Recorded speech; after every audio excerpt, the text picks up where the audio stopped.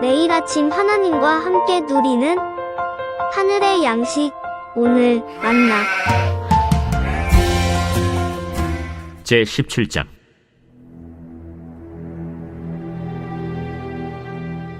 길르앗에 우거하는 자 중에 디셉 사람 엘리야가 아합에게 말하되, 내가 섬기는 이스라엘의 하나님 여호와께서 살아계심을 두고 맹세하노니 내 말이 없으면 수년 동안 비도 이슬도 있지 아니하리라.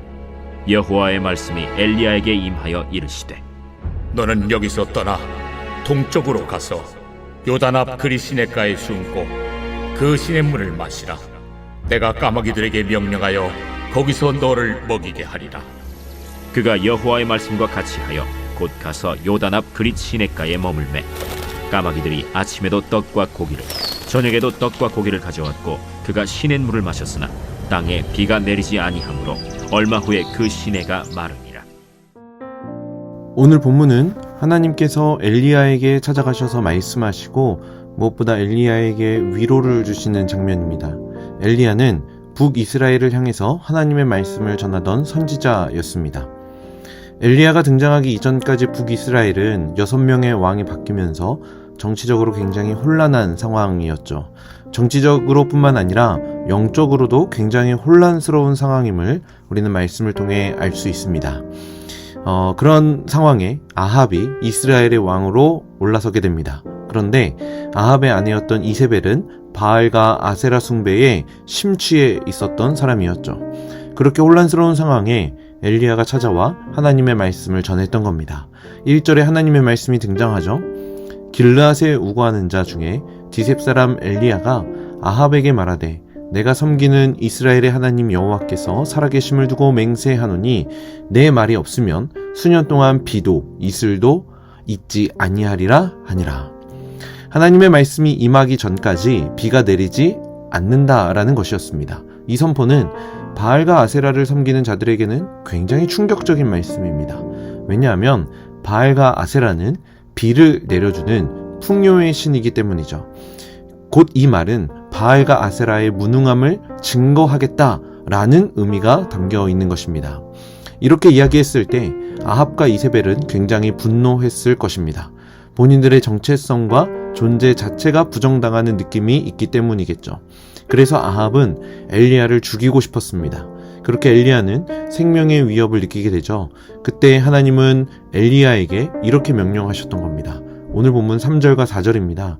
너는 여기서 떠나 동쪽으로 가서 요단 앞 그릿 시냇가에 숨고 그 시냇물을 마시라. 내가 까마귀들에게 명령하여 거기서 너를 먹이게 하리라.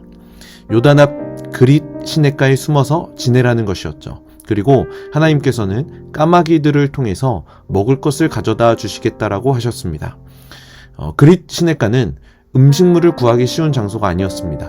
더군다나 사람이 머물 만한 환경도 아니었습니다. 그래서 어쩌면 엘리야는 처음에 하나님으로부터 그릿 시냇가에 머물라는 말을 들었을 때 굉장히 황당했을 수도 있습니다.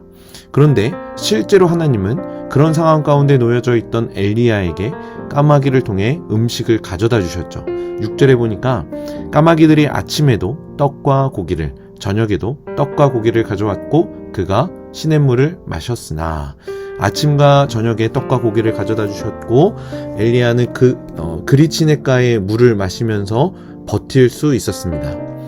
이런 사건을 보면 성경의 다른 곳에서 우리 하나님께서 백성들을 먹이신 또 다른 기적을 떠올리게 되죠. 먼저는 광야에 있던 백성들이 만나와 메추라기를 먹었던 일이 떠오를 겁니다.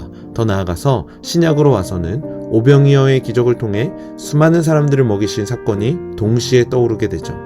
그런데 정말 재밌는 것은 엘리야는 하나님이 주신 음식으로 배를 채우고 생명을 지킬 수 있었지만 이스라엘은 가뭄을 겪게 되었다는 겁니다.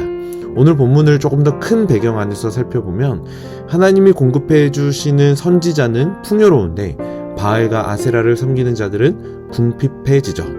하나님과 이 바알과 아세라, 우상이 대결하는데 하나님께서 그 우상을 마치 KO 시키는 것 같은 느낌이 든다라는 겁니다. 오늘 우리는 이러한 영적 전쟁의 흐름을 기억할 필요가 있습니다. 시대마다, 우리의 삶의 때때마다 하나님은 우리를 향해 경고하고 계십니다. 그래서 우리의 행동을 지적하시기도 하고 잘못에 대해 경고하시기도 합니다. 그때 우리가 신뢰하고 우리가 의지해야 할 것이 무엇인지 오늘 본문을 통해서 기억해야 한다라는 것이죠. 오늘날 이 시대는 우리를 향해서 계속해서 유혹합니다. 하나님 아니어도 되고 하나님 말고 다른 것을 의지해도 가능하다라는 겁니다. 그때 우리는 이 시대를 향해서 무엇이라고 어떻게 선포해야 합니까? 엘리야가 보인 반응이 우리가 함께 취해야 할 모습이라고 생각합니다.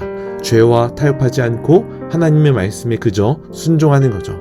하나님의 말씀에 순종할 때 그 길은 때로는 궁핍해 보일 수도 있습니다. 그리 시냇가에 먹을 것도 없었고 잠잘 것도 마땅하지 않았는데 그 안에서 까마귀를 통해 먹이시는 하나님의 은혜가 있었다라는 겁니다. 이게 바로 하나님이 일하시는 방식이죠. 때로는 무모해 보이고 말도 안 되지만 하나님은 그것을 통해 일하신다라는 겁니다. 사단의 권세를 아주 멋지고 기가 막히게 꺾어버리시죠.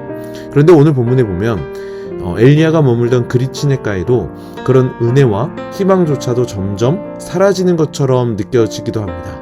7절에 보니까 땅에 비가 내리지 아니하므로 얼마 후에 그 시내가 마르니라. 이스라엘이 비가 오지 않으니 그릿 시냇가도 말라버리고 마실 물이 없어진 것은 당연한 결과일 겁니다. 자, 하나님이 이 상황을 어떻게 해결해 가실까요? 내일 말씀을 통해 해결해 가시는 그 하나님의 일하심을 깊이 살펴보겠지만 우리는 당연히 추측할 수 있습니다. 하나님의 방식대로 또 다른 대안을 엘리야에게 제시하실 것입니다. 우리 하나님께는 다 계획이 있었던 겁니다. 그러니 오늘 우리는 다시금 하나님의 계획과 일하심을 신뢰하면 되는 겁니다. 우리 하나님 일하고 계십니다. 그리고 일하실 것입니다. 은혜를 베풀어 주실 것입니다. 오늘 우리 더욱 은혜를 베푸실 하나님을 기억하며 그 하나님의 말씀에 순종합시다. 하나님의 일하심을 기대합시다. 그렇게 일하실 하나님과 동행하여 하나님이 베푸시는 풍성함을 오늘을 살아가는 우리의 삶 속에서 경험하고 누리시는 우리 성남제일의 모든 성도님들 되시길 주님의 이름으로 간절히 축복합니다.